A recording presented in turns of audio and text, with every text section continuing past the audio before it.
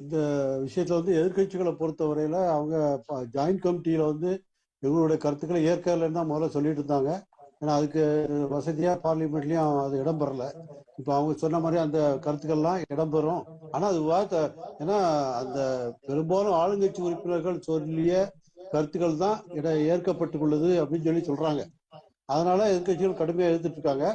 இருந்தாலும் கூட இந்த அடிப்படையிலாவே இந்த மாதிரி சட்டத்துல கை வைக்க கூடாதுங்கிற மாதிரிதான் எல்லா எதிர்கட்சியுடைய கோரிக்கையா இருக்குது. ஆனா இதை ஏற்கனவே 5 தடவை திருப்தியாச்சு. இப்பதான் முழுமையா திருத்துறாங்க. மெயினா திருத்துறதுக்கு என்ன காரணம்? ஊழல். ரெண்டாவது அதனுடைய பலன்கள் அந்த சமுதாய மக்களுக்கு சரியா போய் கிடைக்கல. ஏன்னா இப்ப அந்த வக்ஃப் வாரிய சட்டத்துல கிட்டத்தட்ட 49,000 வழக்குகள் 49,957 வழக்கு இருக்கு. அதுல 10,000 வழக்கு இஸ்லாமிய மக்கள் போட்ட வழக்கு. அப்ப அவங்களுடைய சமுதாயத்துக்கே சரியா படல. அது ஒரு மேட்ரு.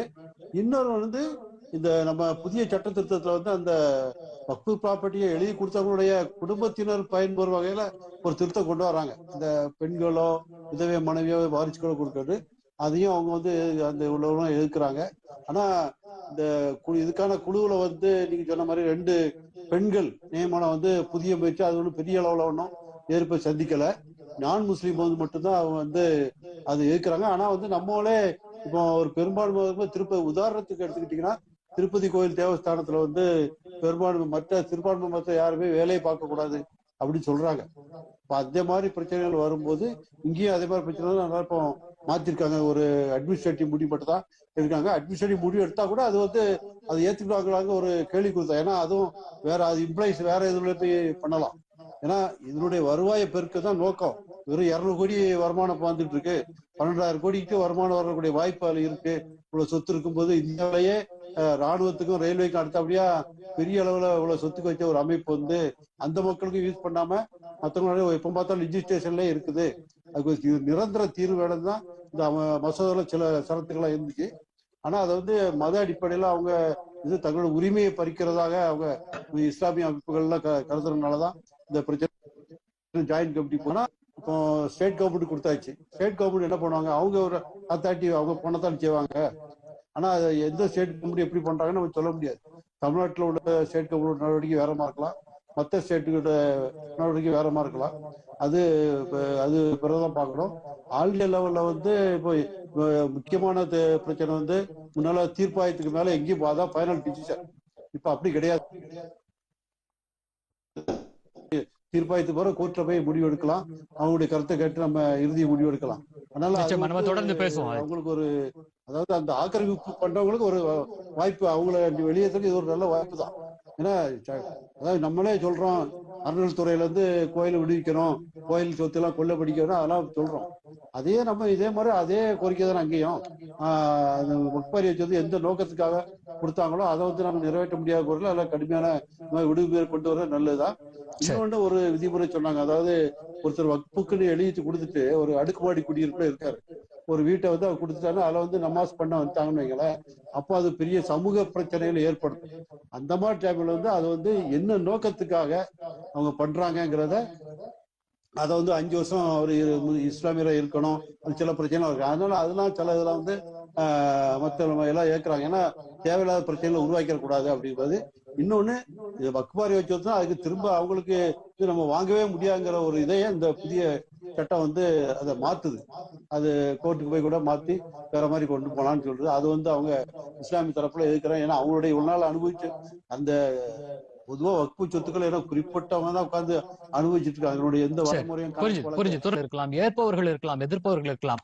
ஆனா ஒரு நாடாளுமன்றத்துல ஒரு பீப்புள் ரெப்ரசன்டேட்டிவா, மக்களின் பிரதிநிதிகளா இருக்கக்கூடியவர்கள் இதை விவாதம் பண்ணணும். அதை விட்டுட்டு அமளியில ஈடுபடுவதும் வெளிநடப்பு செய்வதும் சரியான நடைமுறையாக இருக்காது அப்படின்னு சொல்லி இருக்கிறாங்க. அதே நேரத்துல இது 2008ஆம் ஆண்டு இல்லைங்களா, காங்கிரஸ் தலைமையில இருக்கும்போது அவர்களே குறிப்பிட்டிருக்கிறார்கள் நான் முஸ்லிம் உறுப்பினர் ஒருவர் இந்த வக்ஃப் வாரியத்துல இருக்க வேண்டும் அப்படின்னு சொல்லி. ஆனால் இப்போ இருக்கக்கூடிய ஸ்டாண்ட் படி பாத்தீங்கன்னா காங்கிரஸ் உட்பட, திமுக உட்பட மற்ற எதிர்கட்சிகள் எல்லாம் இதை எதிர்க்கக்கூடிய சூழ்நிலை இருக்கிறது. உங்களுடைய பார்வை என்ன? எதிர்கட்சிகளின் செயல்பாடு இந்த விஷயத்துல எப்படி இருக்குன்னு நினைக்கிறீங்க?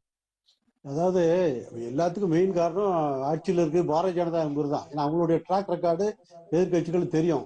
காஷ்மீர் ப்ராப்ளம் 370 இருக்கட்டும், காமன்ஸ்வெல் கூட இப்படி எல்லாமே தொடர்ந்து அவங்க பண்ணிட்டு வரும்போது அது தொடர்ந்து அது எல்லாமே ஒரு சிறுபான்மையினருக்கு எதிராக ஒரு போக்கோன்னு சொல்லி ஒரு எதிர்கட்சிகள் வந்து குற்றச்சாட்டை முன் வச்சுட்டு இருக்காங்க. அதன் விளைவு தான் இந்த மாதிரி எதிர்ப்புகளை வந்து சொல்லிட்டு இருக்காங்க. நீங்க இப்போ இந்த இதை கூட விவாதம் பண்ணா கூட அவங்களுக்கு மெஜாரிட்டி இருக்குது. ரெண்டு கட்சியோட சப்போர்ட் இருந்தா கூட அவங்களும் சப்போர்ட் பண்ண தான் போறாங்க பிஜேபிக்கு. ஆனா எப்படி நிறைவேற்ற வாய்ப்பு தான் இருக்குது. அதனால இவங்க வேற வழி கிடையாதுனால நாங்கள் எதிர்ப்பு தெரிவிக்கனால இந்த மாதிரி விவாதத்தையே கேன்சல் பண்ண மாதிரி அமளியா அது மாதிரி தொடர்ந்து பண்ணிட்டு இருக்காங்க. அது உட்கார்ந்து விவாதம் பண்ணா யாரு அவங்களுக்கு சப்போர்ட்டா இருக்கா, யாரு என்ன பிரச்சனை இல்லை. ஏன்னா நீங்க அவங்க லாயர் சொன்ன மாதிரி சச்சார் கமிட்டியில எப்படி பண்ணாங்க, அந்த காலத்திலேயே காங்கிரஸ் கவர்மெண்ட் என்னெல்லாம் பண்ணிச்சு இவங்க இதே மாதிரி திருத்துறதுக்கு, அதெல்லாம் வெளியே வரும். ஆனா அந்த மாதிரி விவாதம் வந்து இவங்க சைடு அடிபடும். அதனால எதிர்கட்சிகள் வந்து அதை வந்து அவாய்ட் பண்றாங்கன்னு நினைக்கிறேன். மற்றபடி அவங்க வந்து இதை பிஜேபி கவர்மெண்ட் பண்றதுனால ஒரே காரணம் தான் அதை எதிர்க்கிறதுக்கு மெயின் காரணம் வெளியே. மற்றபடி அவங்க கவர்மெண்ட்ல இருந்தாங்கன்னா இப்போ இதே தான் எடுத்திருப்பாங்க கையில, வேற வகையில எடுத்திருக்கலாம். அப்படிதான் இருக்குமா? இதே காங்கிரஸ் கவர்மெண்ட் எடுத்திருந்தா யாரும் இந்த மாதிரி ஆன்டி சொல்லியிருக்க மாட்டாங்க. பிஜேபி சொல்றாங்க, அப்படிதான் நான் நினைக்கிறேன். ஆதித்தன், இதை ஒரு ஒரு மத ரீதியாக எதிர்கொள்ளாம ஒரு சமூக அமைப்போட நம்ம இதை பார்க்கும்போது இது நீதிமன்றத்தின் ஆளுமைக்கு கீழே வருவதோ இல்ல பெண்களுக்கு ஒரு முக்கியத்துவம் வழங்கப்படுவதோ இது எப்படி நீங்க பாக்குறீங்க? ஒரு பத்திரிகையாளரா இதை இஸ்லாமிய சகோதரர்கள் இல்ல அந்த சமூகத்தை சேர்ந்தவர்கள் இதை எப்படி பார்க்க வேண்டும்? இல்ல, இஸ்லாமியர் வந்து அவங்க ரிலீஜியஸ் அடிப்படையில பார்க்கும்போது பெண்களுக்கு வந்து பல இடங்கள முக்கியத்துவம் கொடுக்கலாம. நம்ம கண்காணா பாக்குறோம், ஆப்கானிஸ்தான்ல என்ன நடக்குன்னு பாக்குறோம். பெண்களுக்கு அவங்க எப்படி முக்கியத்துவம் எந்த அளவுல கொடுக்குறாங்க. இப்போ ரீசெண்டா ஈரான்ல பாருங்க, அந்த ஹிஜாப் மேட்ரு, அதுல எவ்வளவு பெரிய பிரச்சனை, பெண்கள்லாம் தூக்கி போட்டு போராடுறாங்க, அந்த அவங்க சுட்டுக் கொள்றாங்க, அந்த மாதிரிலாம் இருக்கு. ஆனா இந்தியாவில் அந்த மாதிரிலாம் ஒன்றும் கிடையாது. இதெல்லாம் அதை வந்து ஒரு இவங்களுடைய உரிமையை பாதுகாக்கும் போராட்டம் மாதிரி இவங்க வச்சுட்டு இருக்காங்க. வந்து இந்த டைம்ல இந்த மாதிரி 2 பெண்களுக்கு கொடுக்கறது, முஸ்லிம் பெண்கள் வர்றதெல்லாம் அந்த மதவாதிகள் உள்ள இருப்பவங்க வந்து அதை எதிர்க்கத்தான் செய்வாங்க. அது அவங்க ஏன்னா இது வரைக்கும் நடைமுறையில் இல்லை. இந்த பெண்களை கொண்டு வர்றது வந்து அந்த ரிலீஜியஸ் அடிப்படையில இருப்பாங்க. பட் செக்குலர் கவர்மெண்ட் வந்து நம்ம வந்து எல்லா பெண்களுக்கு சம உரிமைங்கிறத நம்ம கொடுத்து ஆகணும். ஏன்னா இப்ப முத்தலா கொடுத்த பிறகுதான் அவங்க சொன்ன மாதிரி ரொம்ப பெண்களுடைய நியாயம் கிடைச்சிச்சு. ஆனா அதே கூட அவங்க மத ரீதியா வந்து ஒத்துக்கிடல, அவங்க இன்னும் அது ஒத்துக்கிடல. ஆனா சட்டம் நம்ம கொடுத்துட்டோம், ஈக்குவல் லாங்கிற மாதிரி கொடுத்துட்டோம். அந்த ஆங்கிள் வந்து பெண்கள் வர்றது இன்னும் போறதா. இப்ப வக்போர்டு பாத்தீங்கன்னா பல இங்க முஸ்லீம் நாடுகள்ல பாதி நாடுகள் வக்போர்டு இல்ல, பல நாடுகள் வக்போர்டு இருக்கு. ஆனா அந்த கவர்மெண்ட் கண்ட்ரோலோட இருக்கு.